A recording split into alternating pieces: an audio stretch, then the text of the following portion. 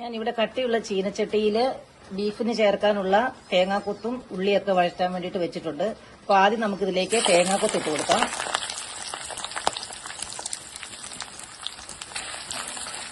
തേങ്ങാക്കൊത്ത് കുറച്ച് ചൂടായി വന്നതിന് ശേഷം നമുക്കിതിലേക്ക് ചെറിയുള്ളിയും കൂടെ ചേർത്ത് കൊടുക്കാം.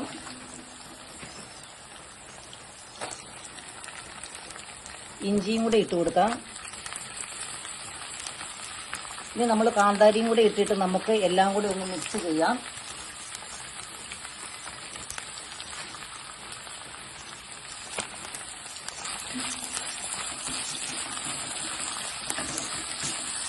കുറച്ചു നേരം നമുക്കിങ്ങനെ ഒരു തുടരെ ഇളക്കി കൊടുക്കണം.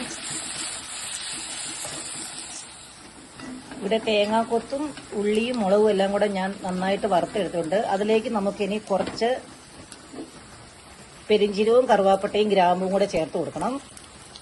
അത് പൊടിച്ചിട്ടൊന്നുമില്ല, ഞാനത് അങ്ങനെ തന്നെയാണ് ചേർത്തിരിക്കുന്നത്. ഇതൊന്ന് വറുത്ത് കഴിയുമ്പോൾ നമുക്കിതിലേക്ക് മല്ലിച്ചപ്പ് ചെറുതായി അരിഞ്ഞതും ഈ കറിവേപ്പിലയുടെ തണ്ടും കൂടെ ഞാൻ ചേർത്ത് കൊടുക്കുന്നുണ്ട്. ഇത് നമുക്ക് ഇങ്ങനെ തന്നെ ഒന്ന് മിക്സ് ചെയ്യാം.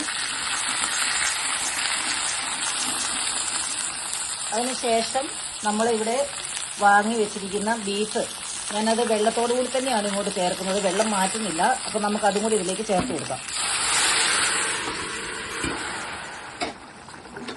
നമ്മൾ ബീഫും കൂടി ഇതിനകത്തേക്ക് ചേർത്ത് കൊടുത്തിട്ടുണ്ട്. ഇത് നമുക്ക് ഇനി ഈ വെള്ളമെല്ലാം വറ്റി നന്നായിട്ട് കുറച്ചു നേരം വെയിറ്റ് ചെയ്യാം. ബീഫ് ഇവിടെ റെഡി ആയിക്കൊണ്ടിരിക്കുകയാണ്.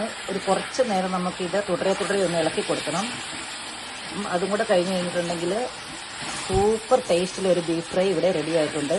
നമ്മൾ ഇതിനകത്ത് മല്ലിപ്പൊടിയോ മുളക് പൊടിയോ ഒന്നും ചേർത്തിട്ടില്ല, കുരുമുളക് ചേർത്തിട്ടില്ല, വെളുത്തുള്ളി ചേർത്തിട്ടില്ല, തേങ്ങാക്കൊത്തും ചെറിയുള്ളിയും കാന്താരി മുളകും ഇഞ്ചിയും അങ്ങനെയുള്ള ചെറിയ കുറച്ച് സാധനം ചേർത്തിട്ടുള്ളൂ. പക്ഷെ നല്ല ടേസ്റ്റാണ് ഇത് കൂട്ടാനായിട്ട്. അപ്പോൾ നമ്മൾ വേറൊരു വ്യത്യസ്തമായ രുചിയാണ് ബീഫ് ഫ്രൈക്ക്.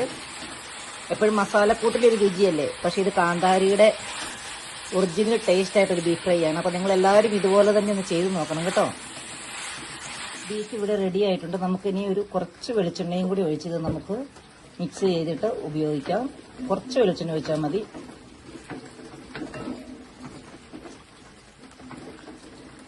ഇപ്പം നോക്കിക്കേ, നല്ല അടിപൊളി ബീഫ് ഫ്രൈ.